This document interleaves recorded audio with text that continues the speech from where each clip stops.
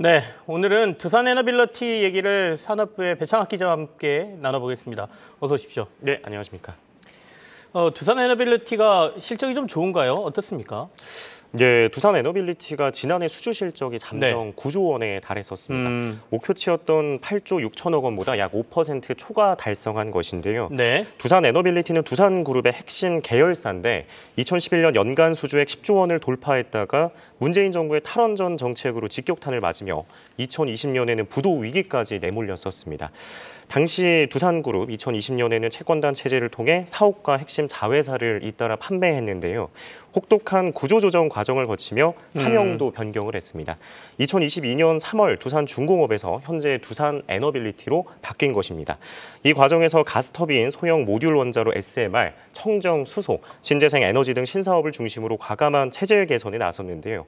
그 결과 지난해 수주 실적은 4년 전인 2019년과 비교해서 3배 가까이 증가하며 다시 정상 궤도에 올랐습니다.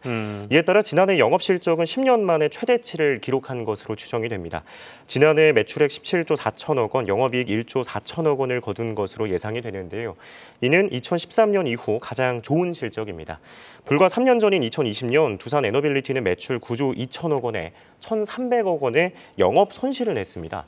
3년 만에 매출을 2배 가까이 키웠고 조단위 영업이익 복귀에 성공한 것입니다. 시장에서는 이제 완전한 정상화다, 완벽한 부활이라는 평가까지 내놓고 있습니다. 자, 완벽한 정상화, 완벽한 부활이다. 실적만 보면 그렇긴 한데 사실 주가로 놓고 보면 3년간 크게 움직인 게 없어요. 그래서 투자자들 입장에서는 그게 이제 주가로 좀 반영됐으면 하는 바람이 좀 있을 것 같은데요. 네. 어쨌든 뭐 실적 방금 전에 확인한 대로 꽤 빠른 회복세고 그렇다면 신규로 하고 있는 신사업들의 성과가 좋다 이렇게 봐야 되는 건가요?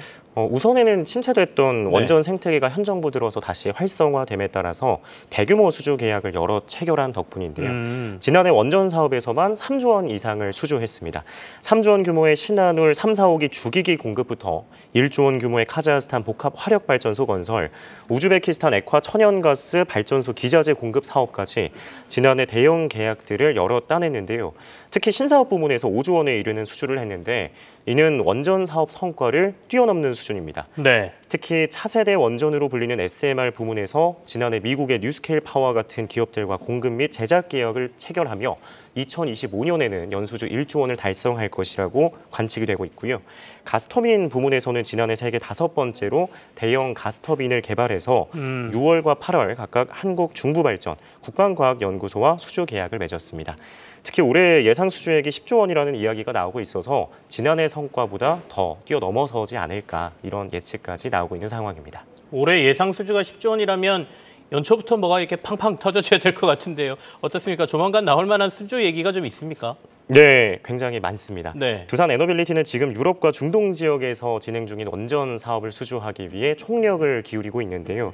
사업 규모는 체코, 폴란드, 루마니아 등 유럽에서 총 50조 원, 사우디아라비아, UAE 등 중동에서 20조 원에 이를 것으로 예상이 됩니다. 발표가 가장 빠른 거는 8조 원 규모의 체코의 두코바니 원전 사업인데 오는 3월 중에 우선 협상 대상자가 선정이 되고요.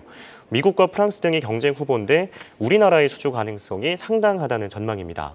또 2조 5천억 원 규모의 루마니아 원전 설비 개선 사업에 두산에너빌리티가 참여하기로 했고요. 중동에서는 사우디아라비아가 엑스포 유치 이후에 잠시 이제 숨고르기에 나섰던 원전 16기 건설 사업에 속도를 내고 있습니다. 우리나라는 현재 입찰 제안서를 제출하고 결과를 기다리고 있는 상황이고요. 네. 차세대 원전으로 불리는 SMR에 대해서도 전폭적인 투자를 하고 있습니다. SMR 파운드리, 즉 위탁 생산업체로 입지를 넓히고 있어서 장기적으로 보면 원전을 잇는 주력 사업으로 성장할 것으로 기대가 되고 있습니다.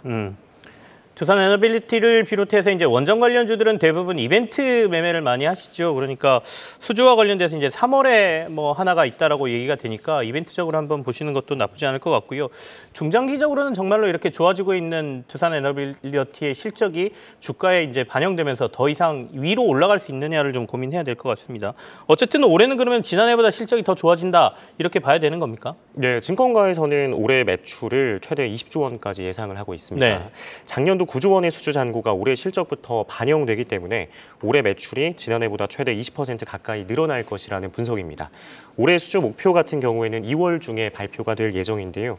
지난해보다 크게 올려잡지 않을까 이런 전망이 나오고 있습니다. 올해까지 이제 목표를 순조롭게 달성한다고 하면 2021년 당시 매출이 10조 원이었거든요. 단 3년 만에 매출이 2배가 늘게 되는 것인데 무엇보다 글로벌 원전 시장 호황이 당분간 이어질 것으로 예상이 되면서 네네. 시장에서는 2025년까지 실적 전망이 좋다고 보고 있습니다. 2025년까지도 실적 전망이 좋다. 네. 이런 얘기들이 있군요. 주가는 모멘텀이 있습니다. 언젠가 이렇게 횡보를 하다가 모멘텀이 한번 빵 터지면 이게 주가에 반영되면서 위에서가 이렇게 좋았어? 라고 하면 주가도 올라가기도 하거든요. 두산 에너비티 실적이 계속 좋아진다고 하니까 좀 지켜보시죠. 산업부의 배창학 기자와 함께했습니다. 감사합니다. 네, 감사합니다.